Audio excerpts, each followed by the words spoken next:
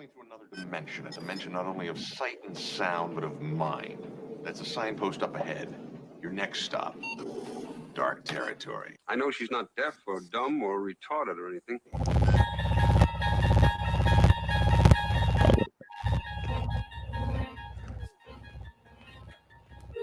Bordering in Wonderland, the Twilight Zone review.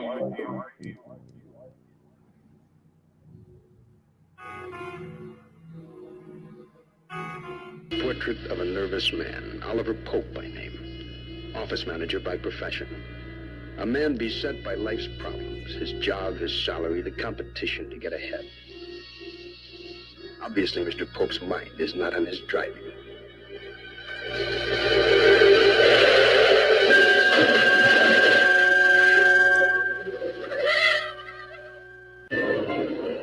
Oliver Pope, businessman turned killer on a rain-soaked street in the early evening of just another day during just another drive home from the office. The victim, a kid on a bicycle, lying injured near death. But Mr. Pope hasn't time for the victim. His only concern is for himself. Oliver Pope, hit-and-run driver, just arrived at a crossroad in his life, and he's chosen the wrong turn. The hit occurred in the world he knows, but the run will lead him straight into the Twilight Zone. Jaws is the greatest. Oh, sorry. Hello, citizens. Welcome to LIW The Twilight Zone review. I'm Phoenix West. I'm Frank Links. I'm Animal Cox. Welcome, guys. Today it's episode 170. We're reviewing You Drive, season 5, episode 14. The episode debuted. I haven't done this in quite a few years, Frank. January 3rd, 1964. Only reason I bring it up because it's the first episode of the last year of Twilight Zone. And I believe after this we have 23 or 24 episodes, something like that. It's very fitting. It starts off with the Earl Hammy Classic and ends with an Earl Hammy Classic. Does it end with a classic?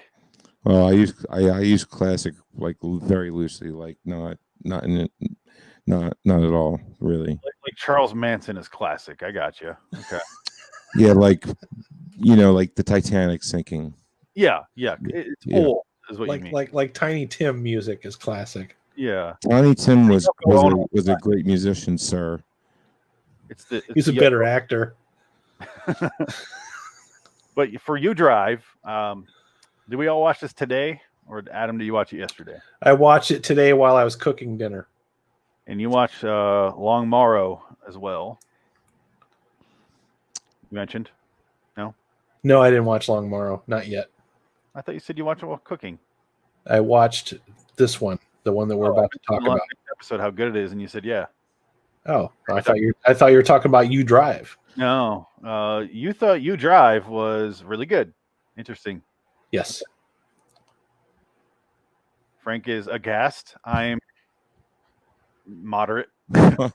Opinion. What? Yeah, I'm kind of curious. Let's get into it first. Let's Sure. introduce it. Oliver Pope. He's driving around, and Rod's like, he's not even fucking paying attention to this sack of shit. It reminded me of what episode was that, Frank? Where the guys walk around the desert and they didn't have enough fillers, so they has Rod going, move on, march on, blah blah blah, march on, you sack of shit. You're marching toward death, you piece of shit, you cunty cunt. And he's just like roasting. No. Yeah, that's right, Mr. Corey. Keep walking, keep treading rock or something. He roasting him. He kept saying this one phrase, keep making anyway, he basically kept poning him over and over and over and over and over. It was I shot an arrow into the air.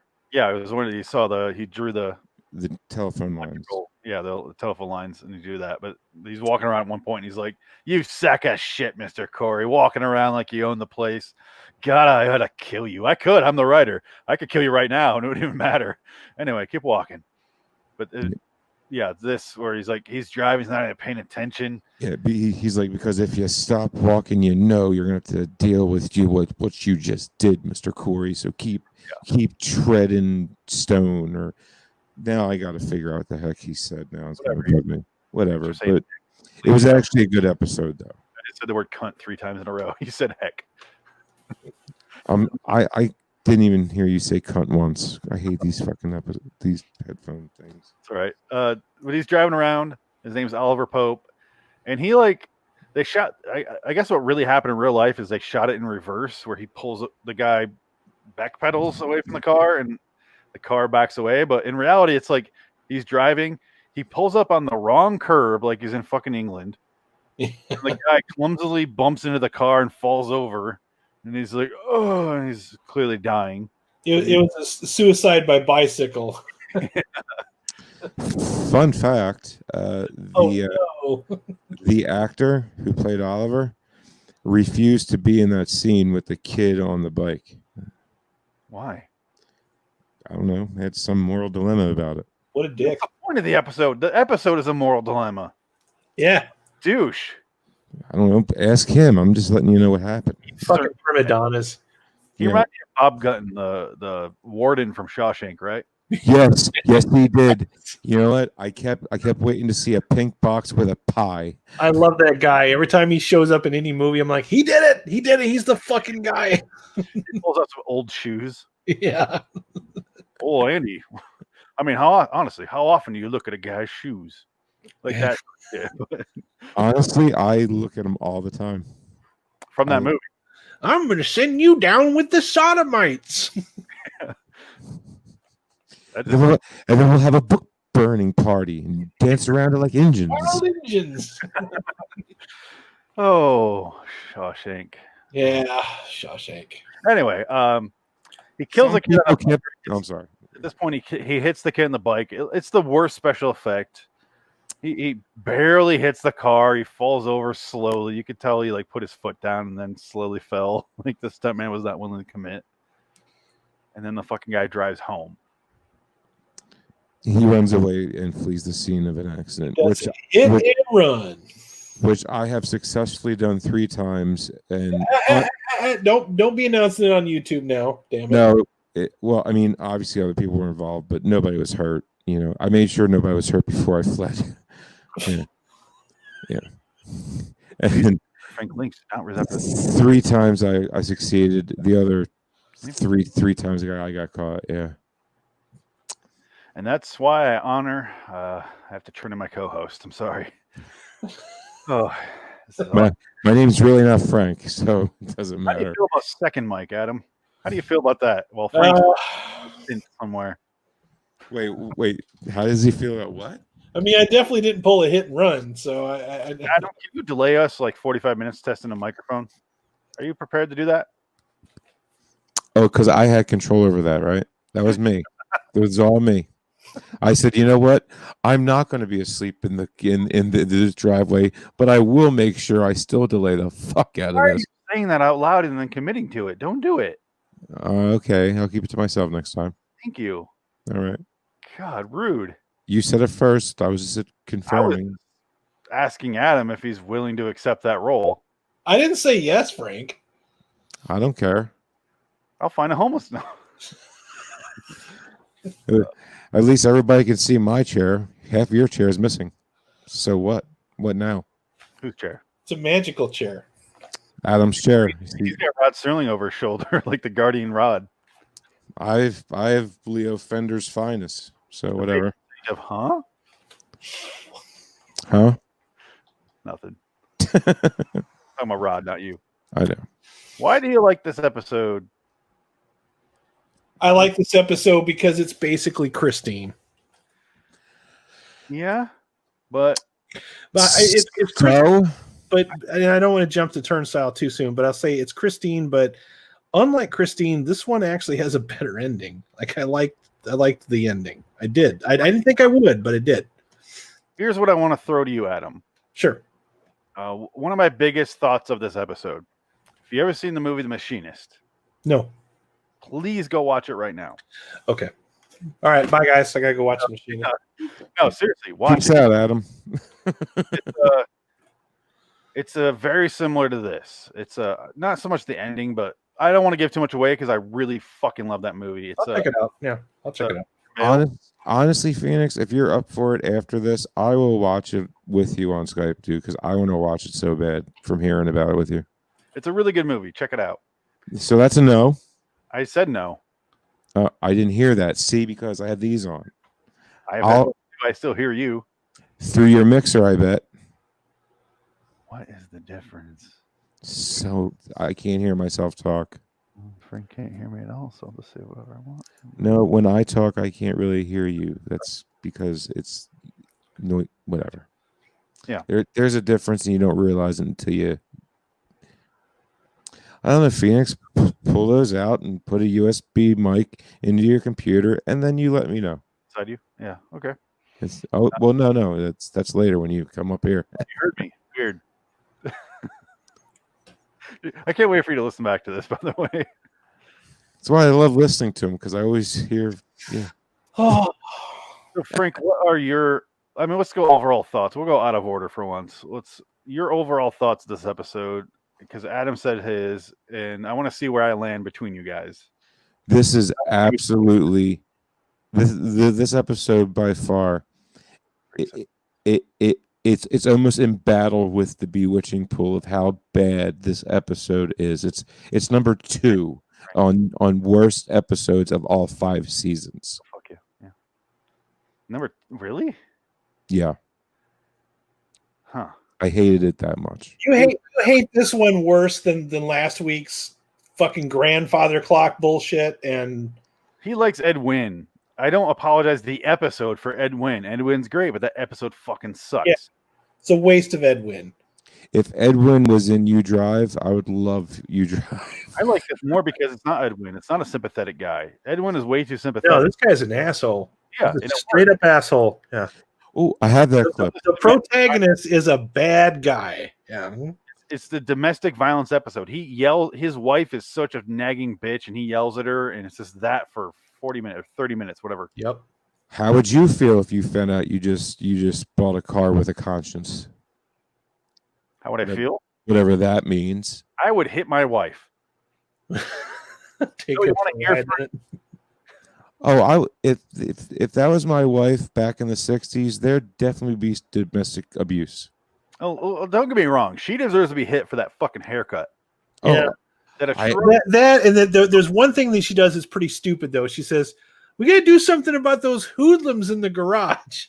Yeah. Who the fuck has hoodlums in the garage? Even in 1964, that shit don't make a lick of sense. That's nonsense. I can go to Camden right now, 10-minute drive, and I can go to a bunch of garages. Hoodlums will not be in those garages. Nope.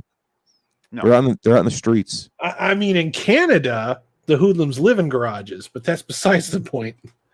Here's what I have for season 5. Because I think season 5 is the worst season of the Twilight Zone. Yeah, for sure. Tier 1, top tier bucket. I have In Praise of Pip and Nightmare 20,000 Feet. Fair enough. Can't Tier 2, argue. I have Steel, kind of a stopwatch, Last Night of a Chucky, Living Doll, Old Man in the Cave, Uncle Simon because of the roasts, Probe 7 Over and Out, Short Drink from a Certain Fountain, Ring-a-Ding Girl, and this one. Ugh, Ring It In Girl. No, I can't put that in season tier 2. No fucking way. I would put Steel in tier 1, by the way. Just I would argue that with you, but that's about it. That one's scored right for sure. It's not enough in that episode. It's a good idea, good premise. It just doesn't. It's not enough in it. Yeah. Well, I don't think they had enough time to. It's undercooked. I don't care how much time they had. I watched what I watched. That's all I care about. Yeah, this is a TV show built for human consumption. So Fair enough. That's why I would have a conversation about not agreeing with you, but that's fair enough. Yeah. So, bottom tier, I have The Seventh is Made Up of Phantoms and 90 Years Without Slumbering. for sure.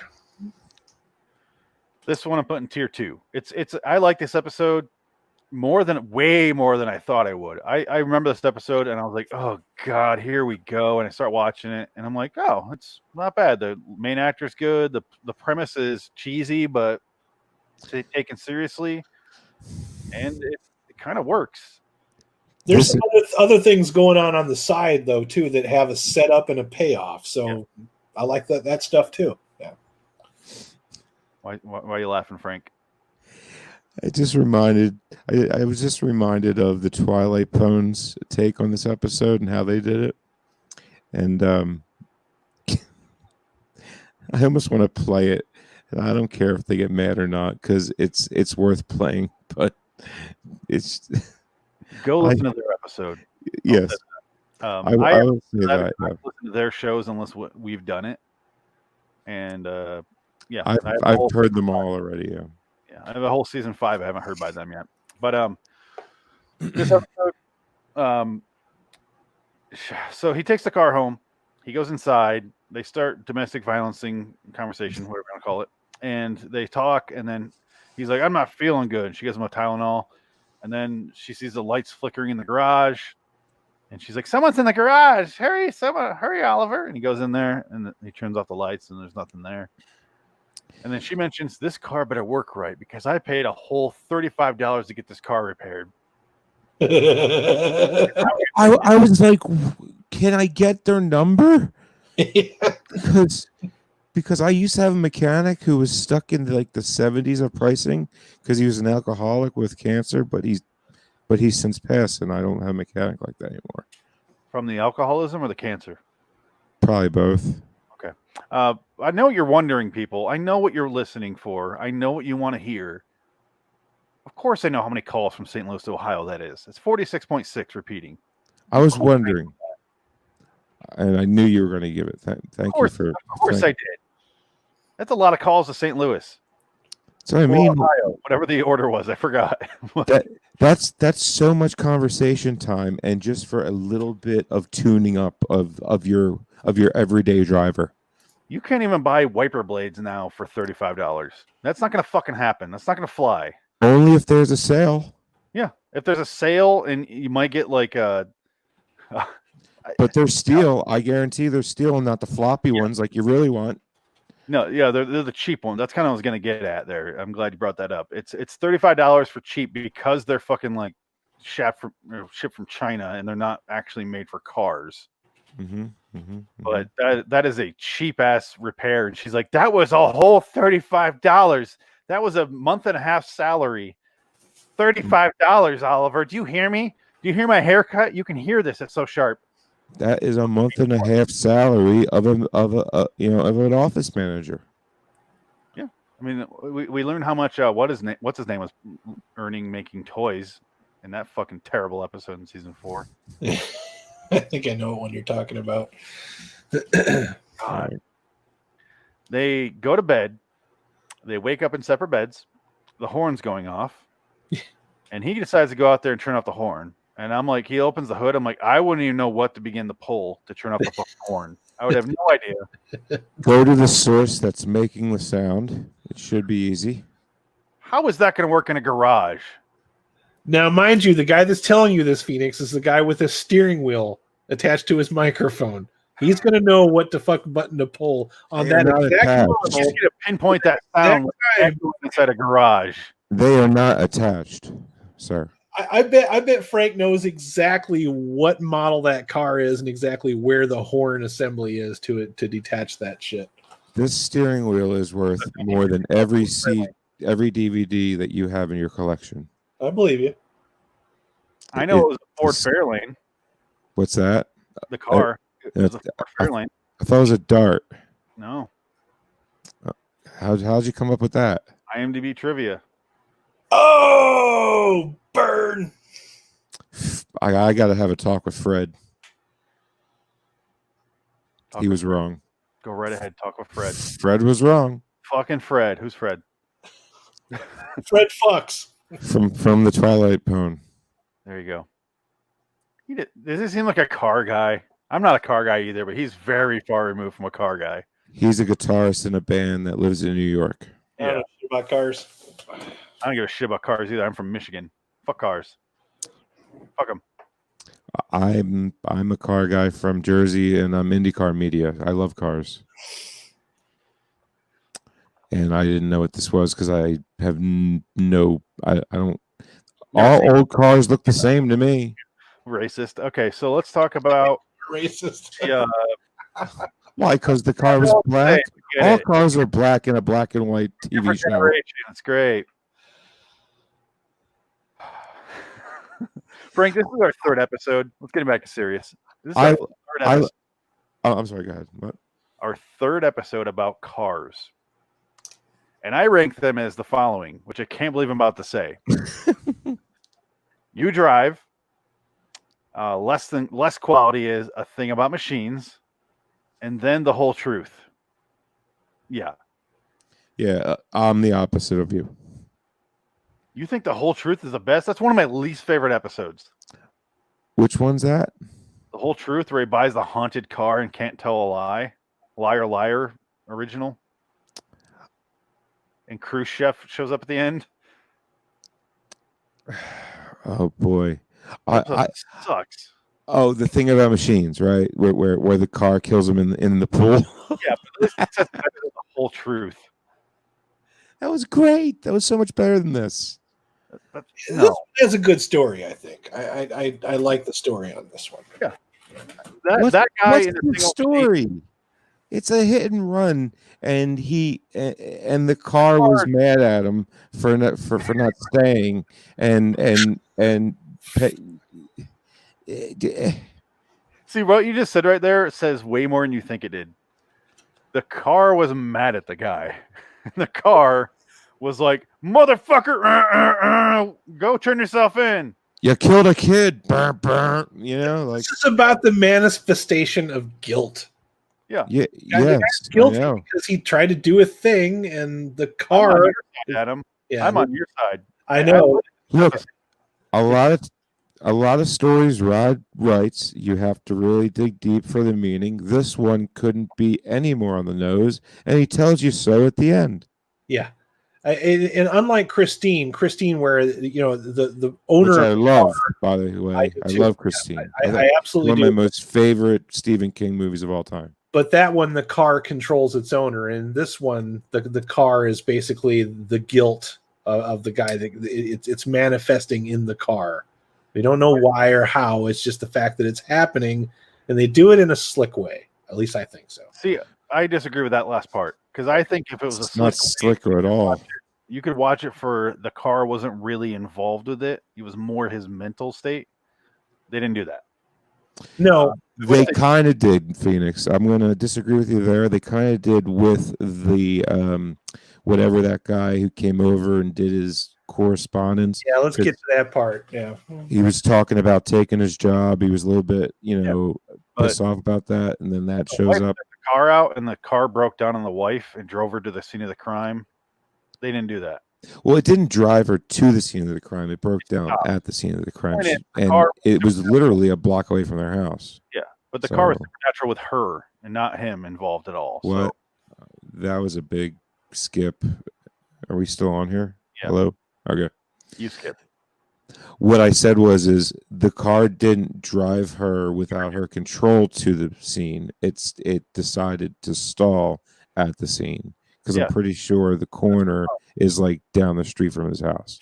Yeah, I heard everything you said. I just don't agree that I think that is a problem with, because it should, if it's all in his head and it's his guilt, like what Adam was saying, I think that should have went more hinting toward it being just his mental state with the guilt. But with the wife breaking down right there, it's literally a supernatural car. That's where it falls apart for me.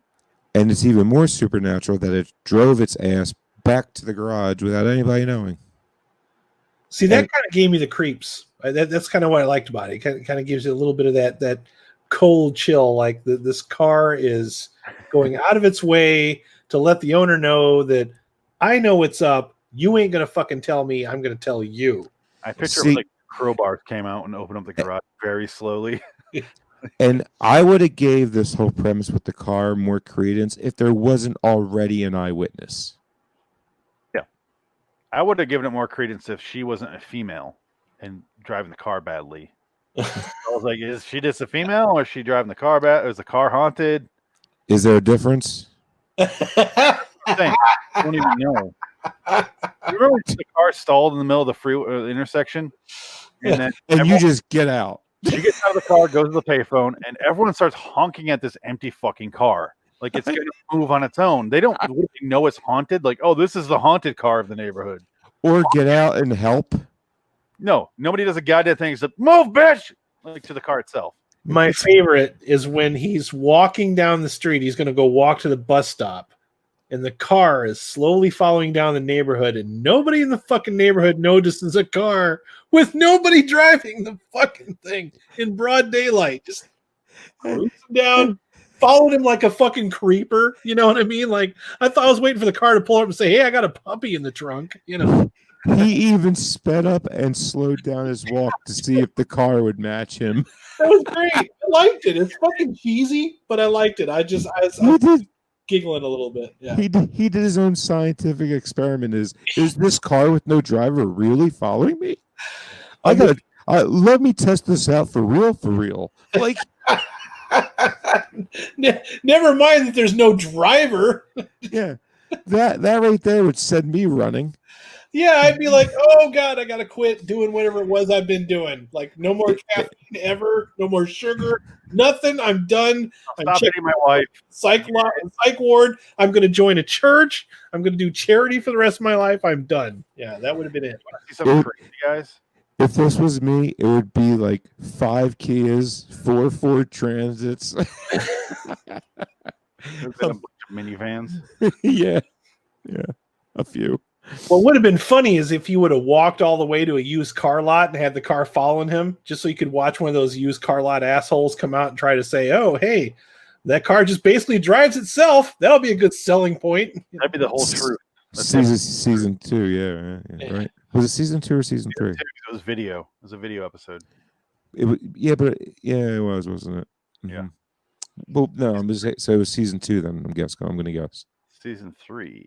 Well, okay. You want to see something crazy though? Let me cue it up real quick here. Let me screen share because this is a good thing. So screen share. Screen 1. Okay. So this is 1954, probably shot in 1953. Here's his house. Let me rewind a little bit. Oh. They show the house when the car backs out on its own. Crazy. Wow, there's so many screens to look at. I don't know which one. All right, so look at the yard. Let me close this. Okay. Wow, you have so many tabs. I don't. So this is the house, right? Yeah. This is modern time. You gotta be kidding! You went to Google Maps. You went this far. Exactly the same. That's fucking awesome, dude. No, it's a wide shot. Awesome. Okay, yo, Phoenix, hold on. Adam, round of applause. Look at this. Okay. Phoenix, you deserve it, buddy. You found a thing. I like it. Yeah. Look, it's insane how close this house is to. Look at this. The exact same, like what's this called? The Japanese, what's it called? But look, go here. The plants even cut the same way. They're the exact same. It's got here. They cut. Oh my God, you're right. There's a fence over here. They got rid of it. That's it. Road trip, everyone. Road trip. We gotta go check this out. Look, see right here. It's a beautiful white birch in the front there. They got the lattice. They got fucking everything. Looks like they painted it. Maybe not. It's hard to tell in black and white, obviously. But yeah, I don't mean to cut you off, but my grandmother, every tree in our property, she would paint the top, the first 5 feet of every trunk white with. I don't know why. Yeah, that happens a lot out here in Arizona too. I don't get it. Why? I even asked her why you do it. I don't know. Just used to doing it. I'm like, how are you used to doing it? You grew up in the city. That's just fucking weird. Nobody does that out here. Yeah, Arizona does it too. A lot of their trees are painted white. I'm sure there's a reason.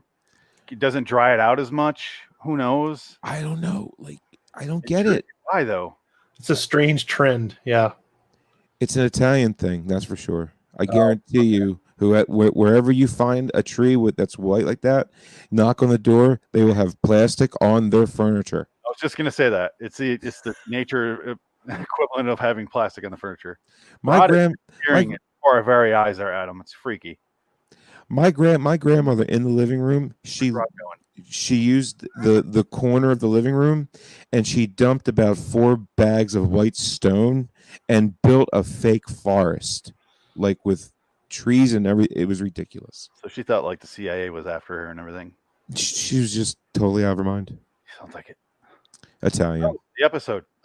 Oh yeah, right. This shitty piece of shit, right? I like that he eventually doesn't want to go leave the house, so he skips work one day, and he's like, his wife is like, "Oh, you have to touch the flu," and his friend Pete comes over. Hey, Worker.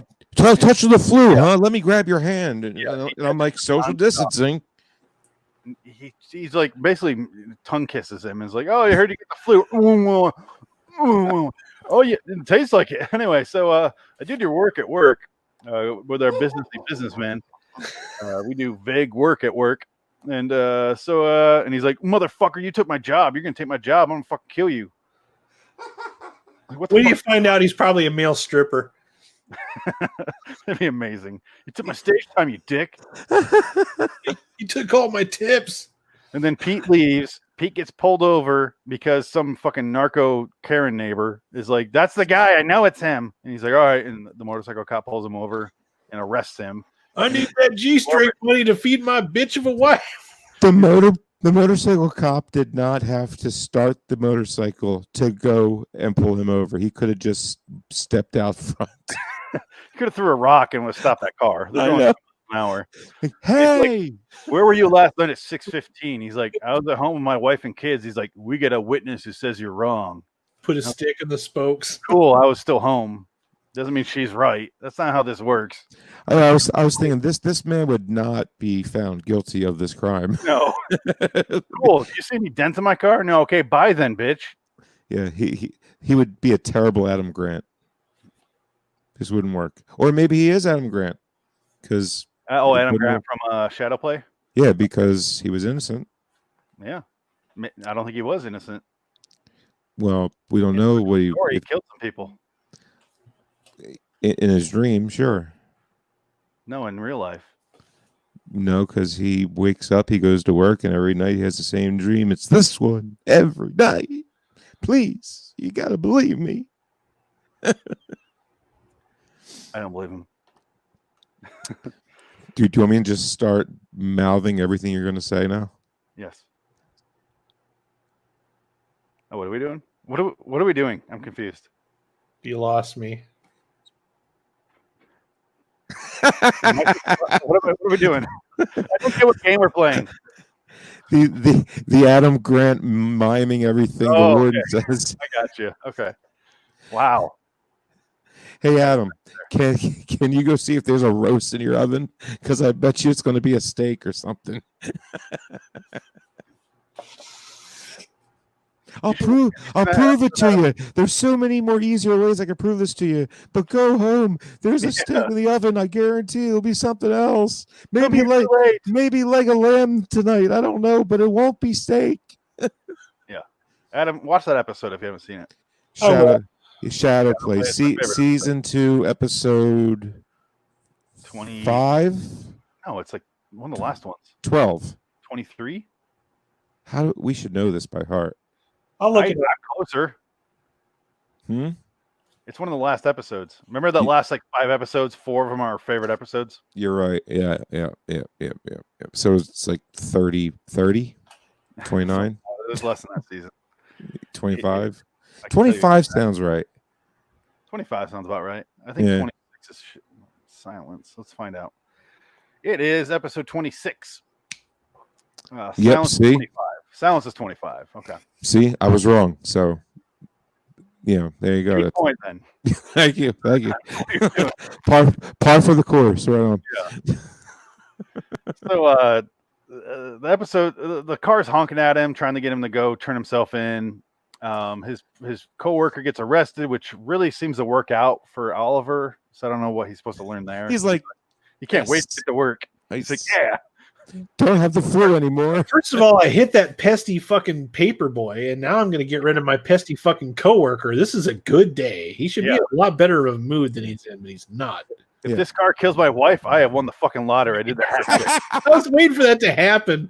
Like the car comes in, bangs his wife, and then kills her. The freaking hat trick. What else does he need to win? Because then he, in the night, the radio goes off, and he goes out there and he smashes it with a hammer. and then All of a sudden, the wife's gone, everyone's gone, and then he wakes up the next morning. The car went and robbed the bank that night and came back, and the money is just all in there. I did it with a trace, Oliver. Thank you, car. Call me Fairlane. So you guys are definitely fans of Christine. Have you ever seen that movie from the 1970s called The Car with Dennis Weaver? I think Dennis Weaver's in that one. Is that what you're looking up this whole time? No. Don't lie. No, I've seen it before. I maybe it's not Dennis Weaver. Let me double check. No, I haven't seen it though. You sure it's not Kurt Russell? The car is driven by the devil. That's the whole premise of the fucking movie. Ooh, spooky. Yeah, spooky. The devil. Oh, you mean Burgess Meredith? I got you. Yeah, it's I got not it. Burgess Meredith. Was the cigar shaped in a zigzag lightning bolt shape? Sometimes the cigar is just a big brown dick. Oh, it's James Brolin. Actually, I was wrong. Ooh. She's a fat one. That one, whatever he says. I like them big. The Car. James Brolin, Kathleen Lloyd, John Marley, Elizabeth Thomas. Batmobile. Tim Burton's Batmobile. It's weird. Looks terrible. Did not say it. Yeah, I'm not going to say it's a good movie, but I kind of liked it. I guess I just have a thing for like haunted Go back. cars. He looks so much like Josh right there. Go back like 2 pictures. He looks so much like his son there on the left. That is crazy. Looks like Gary Busey. On the Like right? during his cocaine. Well, Wait, it looks like Gary Busey. I was going to say his cocaine days, but I don't really During know his where life. it started. I got Yeah. Just Gary Busey. Period. These guys are wearing a lot of khaki right here. Oh, yeah. You should see Gary Busey's Twitter thumbnail. He Deliver looks insane. Squeal Yeah. like a pig, boy. I feel like weird looking at this picture. Yeah, there's the car a little bit closer. It looks like the Batmobile. It's evil looking. I'll give it that. They did, Cab is like shrunk down to where like a human would not normally fit in there. So well, they probably needed 20 of them. the car right there. You just blew Frank's mind again. It's the ugliest car I've ever seen in my life. That's a devil car, Frank. They picked a perfect car. I gotta hand to them. He is falling right in his head in that picture. That looks brutal. Yeah. Yeah, what is that? Like dude, the only part of his body is the side of his head and his shoulder is touching the ground there. The rest of him is in the air. It's extremely weird way to fall. Assassino invisible. Assassino. Is that the name of the movie? Must be a foreign title.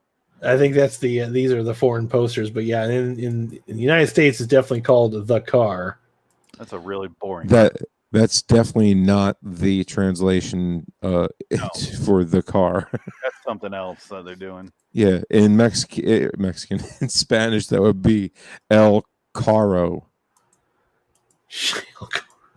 or something close to that effect.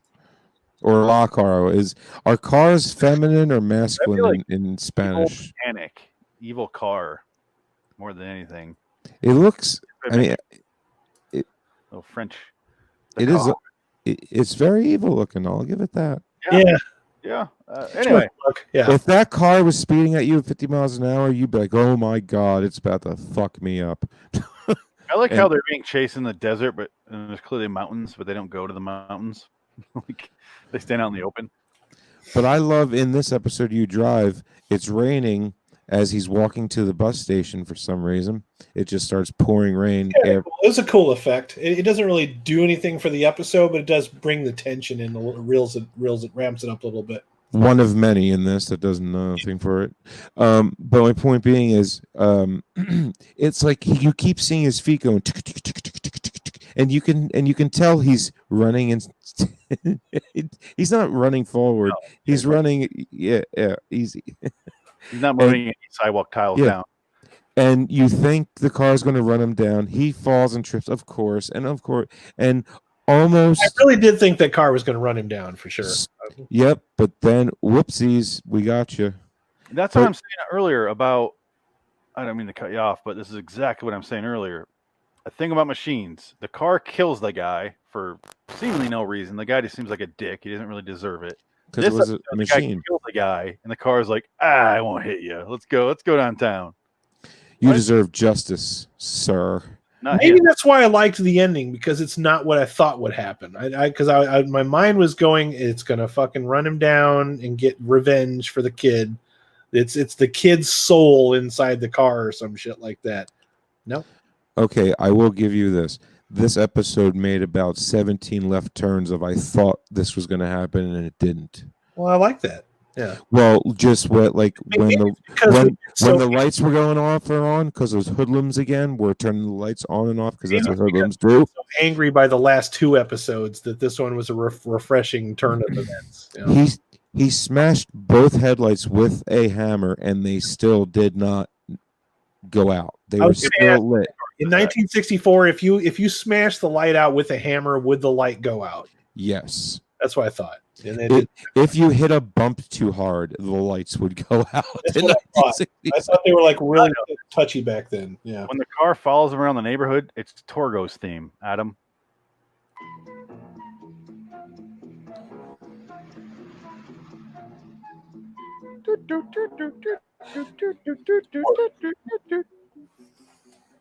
You can tell Buck was not behind this. Driving this car for the master.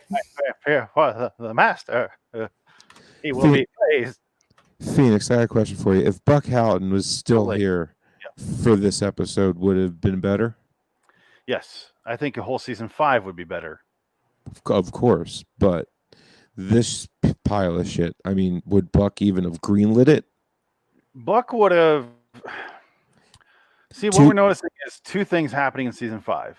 If you'll allow me to indulge here, Rod leaving to teach in Antioch, and Buck Houghton leaving the show. So what we have is nobody checking nobody else. So Rod submitting these scripts that, I mean, this isn't a Rod script. I'm just saying, Rod would submit a script. Buck Houghton, as the producer, would ultimately go, "This is what we need to do. Here's some changes. Even if I don't change the script, I'm going to change as it's being filmed. Here's what we're going to do," and he would streamline the episode so the main audience would understand and be surprised by what they're watching. That's the whole point of the Twilight Zone. One twist. We're left with, yeah, exactly, with the twist.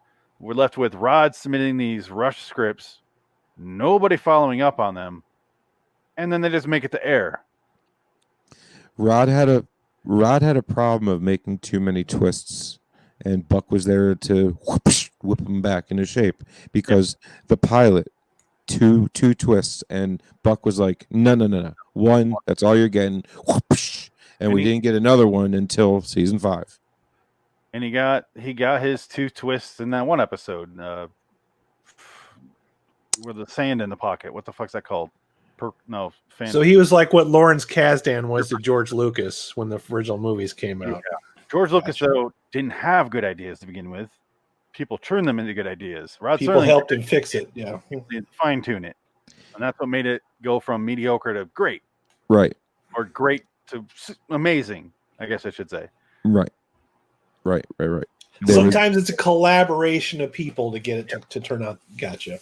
And the right collab. This had the wrong. There was no collab. Nobody was collabing. Yeah. I think this is a bad episode though to bring up with that point though. We brought this up previously with more clear examples of that where Rod just clearly rushed a script. That fucking Custer one was the prime example of that this season. That was the worst episode of this season, I think. But Yeah. but one of the best thumbnails you've ever made, sir. Yeah, it's a good thumbnail. I posted it. Memory of it. I made it looked. a year ago. I look great. Like it's my new profile pic on Facebook. I have no regrets shitting on that episode.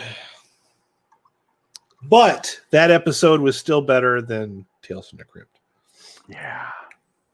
See, it's funny that the Tales from the Crypt episode we just watched was The Shining from beginning to end, and this episode is Christine from beginning to end. I think that's an insult to even the TV version of The Shining to say And that. the difference is The Shining came out first. This came out before Christine. Yeah. Right. We both know that what's his face? Stephen King was a huge Twilight Zone fan. If you're gonna rip off something, ladies and gentlemen, fucking do it right.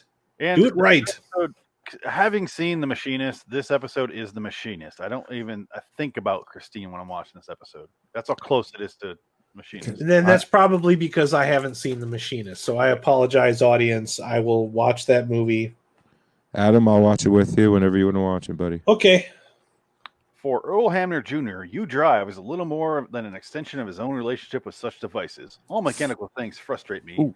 I'm like my friend. Shut the fuck up, What? Frank. Shut the fuck up. No. My friend John Grieve, I just want to call you out. The writer who cut himself with a sponge. I'm afraid of and inept with all mechanical devices. It's kind of a love-hate relationship. I drive a Corvette, which I love because it's so at odds with the image of John Boy Walton as an old man. And of course, it's a stunning machine, but at the same time, I do not trust it. It seems to have a life of its own.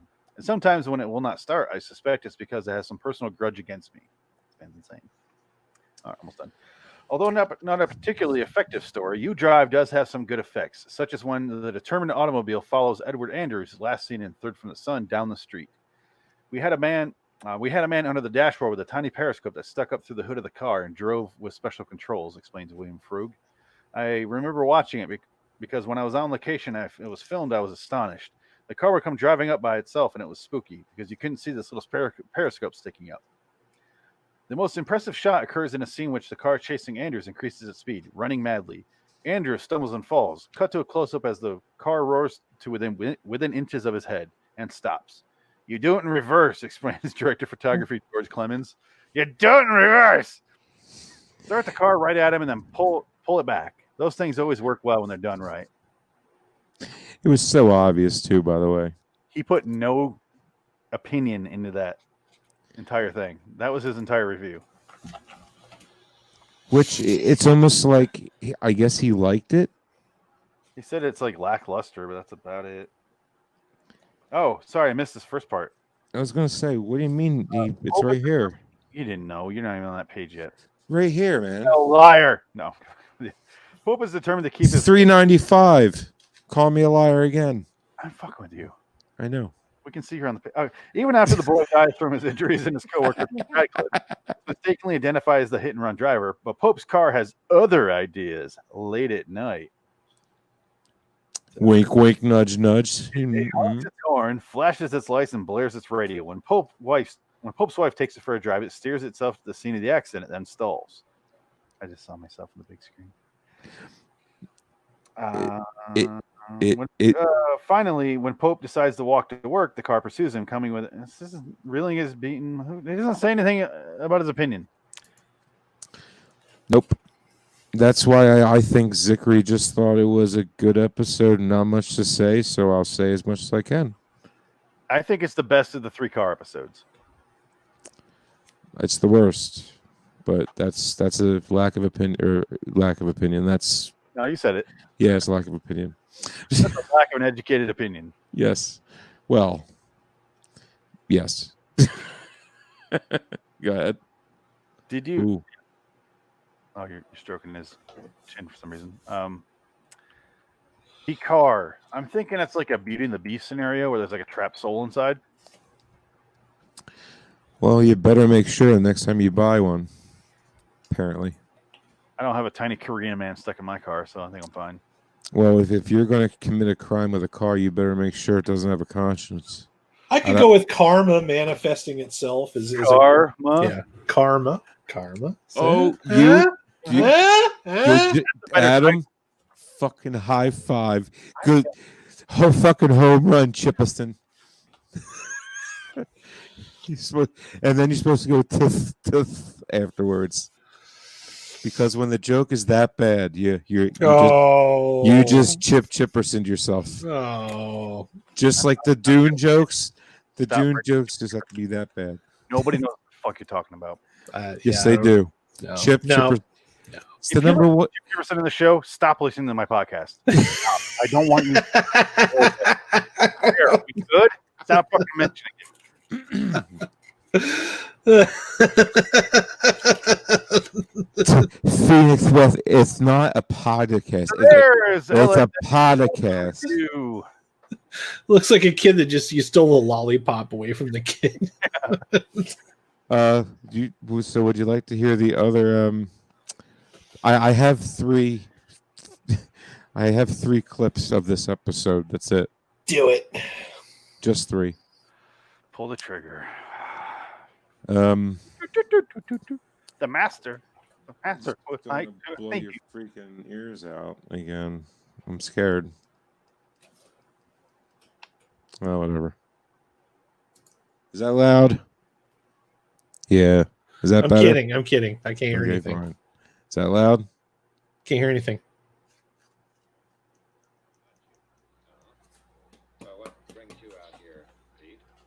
Well, when you didn't show up at the office, I thought I'd clear up that in basket of yours. You keep your hands off of my desk. I've got some very important correspondence hear in it, that so- basket. It's not I just remember anymore. the scene. I took It's care of good. it. Your letters, sir. All answered and waiting for your signature. All answered. Ollie. I hate her.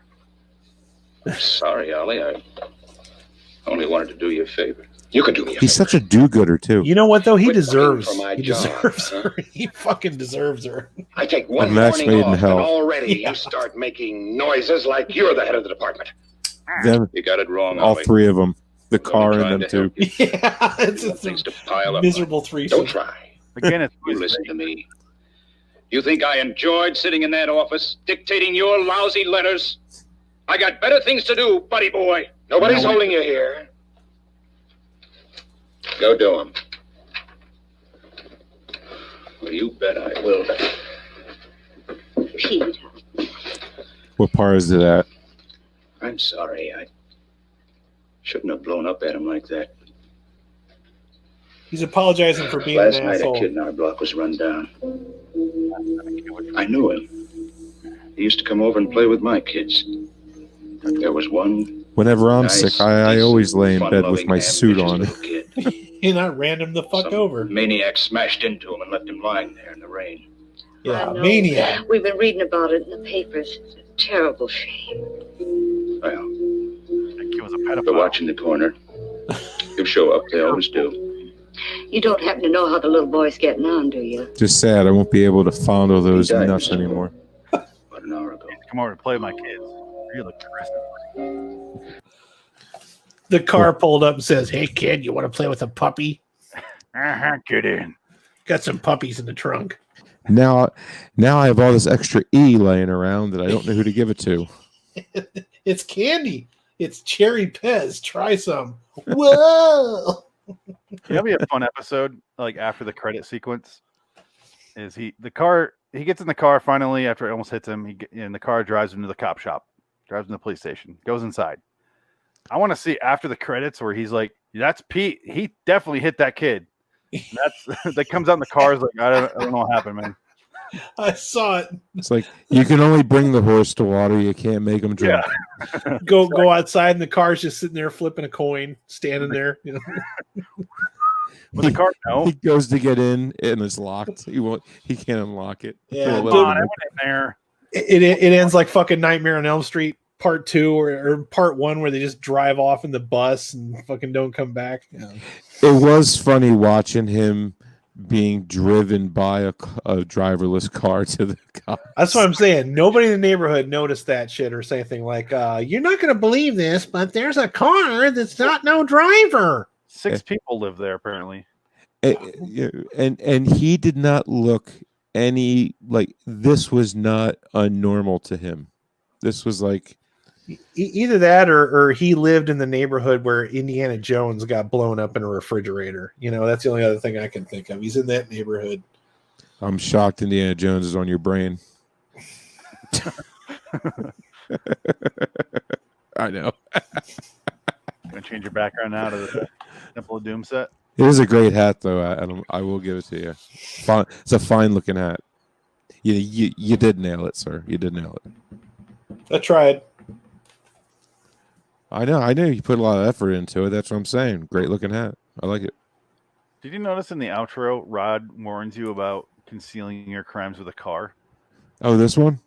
All persons attempting to conceal criminal acts involving their cars are hereby warned. Check first to see that underneath that chrome there does not lie a conscience, especially if you're driving along a rain-soaked highway in the Twilight Zone. That's all he had. That's all he had. That was it. That was late- definitely the weaker aspect of it. It's like, nah, it'd be better off if he just hadn't said anything. The whip pan in the beginning was the worst, where it's like a car and it goes over to him and he's like standing against this. Meanwhile, back in New York, here's Rod. There's an episode about a car. Don't do bad things. Bye. Yeah. Whenever I go to a used car lot and I'm buying cars, and the guy comes up to me because he always does, like, "Hey, it's a nice looking car." I'm like, "What kind of a conscience does it have? Is it a good conscience? Is it bad conscience?" Specifically, if I murder a paper boy, let's say, Hypothetically, let's just say I fled the scene. We're not talking about last Tuesday. We're talking about in the future. Let's just say I fled the scene. Would this car drive me around and honk at night? Some questions I have. Yeah. It would be par for the course for season 5, though, to just have Rod Serling say, "What you're about to see is a car that drives its hit and run driver to the police station." is that a pen? Enjoy. Yeah. Enjoy if you can. In the Twilight Zone. File under B for bullshit. I hope. File this under E for Earl Hammy Jr. This episode, I like it. Okay. I give it a 7. 7.6 on I don't understand. Yeah, I give it a 7 out of 10. Out of exactly 1,111 reviews. Such a random number of reviews. All ones. Yeah, all ones. Like the car. 7.6 out of 10. I'm shocked. Shocked. I don't know how you can sit there in good faith and say the one episode, The Whole Truth, is better than this. I don't believe you. I will not accept that opinion. No, I like that episode.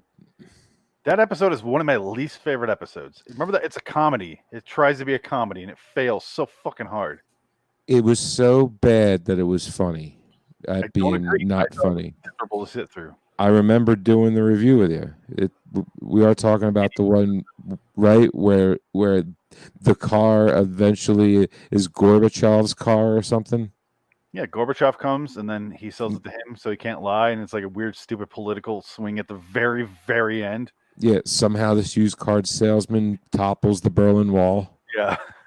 Somehow. It sucks. And the thing about machines is what you're talking about. That's a bad episode that has amusing elements in it. Oh, there's yeah. Kill yourself, Wixley, or whatever they would say. Finchley, thank you. Yeah. That has the razor that goes down the stairs. That's a great. That is the greatest scene of all time in Twilight Zone. Is the fucking razor down the stairs? So good, we did it twice. Yes, we did. So nice, we did it twice. Yeah, this one is bad, but not as bad as those. But it also doesn't have as entertaining elements like the thing about machines does. We still can't agree on the end of how he dies. No, I don't care. This one should have ended like that one did. They should swap the endings. It would have made more sense. Yeah, this guy deserved to die more than Finchley. That is true. Yeah, I mean, if the car just followed him and took him to the cops at the end, and then showed the rest of the episode of him just being a total dick, without the car element, it would have, I think, been better. But of course, Hammy had to ham it up like Hammy does, so you ain't getting that because you got. Or if the car actually did run his ass down, and then suddenly the wife just appeared in the driver's seat. How did I get here? And then she went to jail. That would have been a good ending too. You're arrested for a haircut. Life sentence. No, Pete was bailed out, and then Pete ran him over with his own car. That would have been more interesting. And pinned it on his wife. And then got his job like he always wanted, answering correspondence. Apparently, Answering correspondent that's code for male stripper. It'd be funny if he took his job and his wife. Because listen here, buddy boy. I was like, ooh, he's getting tough now. he's no longer taking any guff from Ollie. I think the biggest thing I learned this episode is it's possible to maintain a house from 1963 to 2020. Keep it the exact same. I'm living in one. And next to a lot of them. I know. Oh, They're called LA market, like big, they want to sell that house, but they kept it the way it was. Yeah, I think I learned that it's not out of the realm of possibility for a car to not be a pedophile. I totally agree. I think Miatas, pedophiles, definitely. I mean, this car chased that guy short of everything, saying, "Hey, do you want some candy? I got some puppies in the trunk. Does this rag smell funny?" White vans with no windows but the front. Yep. It definitely leaves you with some questions.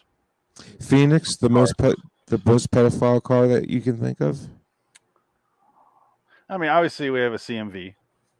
Oh, yeah, definitely. You nailed it. Child molester van. But that's a little too cliche. If we're talking about cars, Yeah.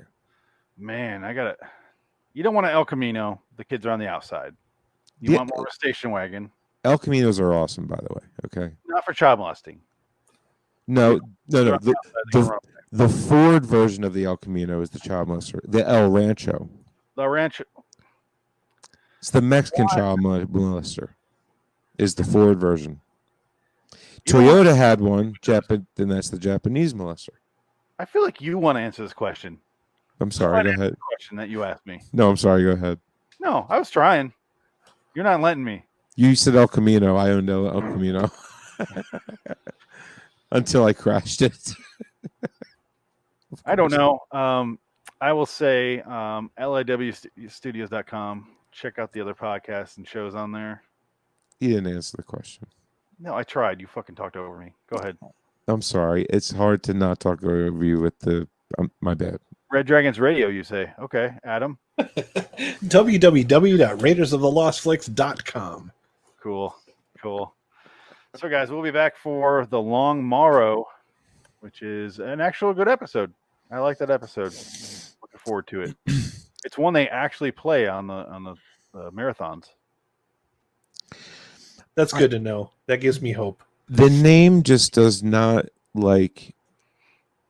It sounds familiar. I know. I'm probably going to pick up on it within 2 seconds of watching it. I'll be like, oh, that one. Yeah. I think once you see that episode, you can't forget the ending. Yeah. But it's a good one where the twist matters and the characters. It's more character driven, which I always appreciate way more.